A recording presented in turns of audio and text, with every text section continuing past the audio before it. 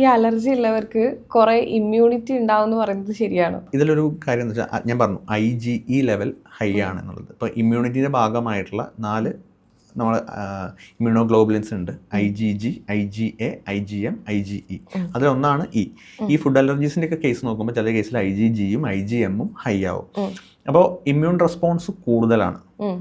അലർജിക്കാർക്ക് actually immunity എന്ന് പറയുന്ന സാധനം ഭയങ്കര കൂടുതലായിട്ടാണ് നിൽക്കുന്നത്. കാരണം ഞാൻ പറഞ്ഞു, ഒരു പൊടി വന്നാൽ നമുക്ക് ശരീരത്തിൽ പുറത്തേക്ക് കളയാൻ ശരീരം എടുക്കുന്ന എഫേർട്ട്, അതായത് ആ സമയത്ത് ശരീരത്തിൽ എന്തോ അപകടം സംഭവിച്ച പോലെ വന്ന് ഹിസ്റ്റമിൻ എന്ന് പറയുന്ന ഹോർമോൺ ബ്ലഡിലേക്ക് റിലീസ് ആവുകയും ഭയങ്കരമായിട്ടുള്ള സിംറ്റംസ് ഉണ്ടാവുകയും തുമ്മൽ കൂടും, ചിലപ്പോൾ ശരീരത്തിൽ തടിച്ചു പൊന്തും, ശ്വാസം മുട്ടൽ വരും. അപ്പോൾ ഈ ഇമ്മ്യൂൺ റെസ്പോൺസ് കൂടുതലാണ്. ഇമ്മ്യൂണിറ്റി എന്ന് പറയുന്ന സാധനം അലർജിക്കാരിൽ കൂടുതലായിട്ടാണ് നിൽക്കുന്നത്.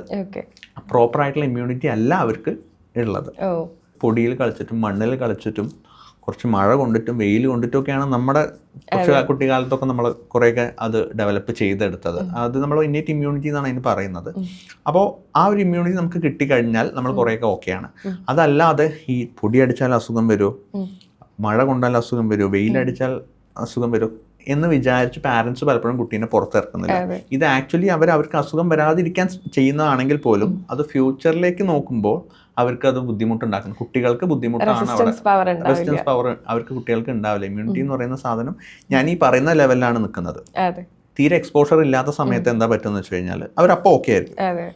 പക്ഷെ ഇതിനോട് പിന്നെ ഇവരൊന്ന് എക്സ്പോസ്ഡ് ആവുമ്പോൾ, വെയിൽ കൊള്ളാത്ത ഒരാൾ അല്ലെങ്കിൽ മണ്ണിൽ കളിക്കാത്ത ഒരാൾ പെട്ടെന്ന് പിന്നെ മണ്ണിൽ കളിക്കുമ്പോൾ ഭയങ്കരമായിട്ടുള്ള റെസ്പോൺസ് ആയിരിക്കും ഉണ്ടാവുക. അപ്പോൾ പിന്നെ ഇവർ പാരൻസ് എന്ത് ചെയ്യും, വീണ്ടും ഇവരെ വീട്ടിലിരുത്തും.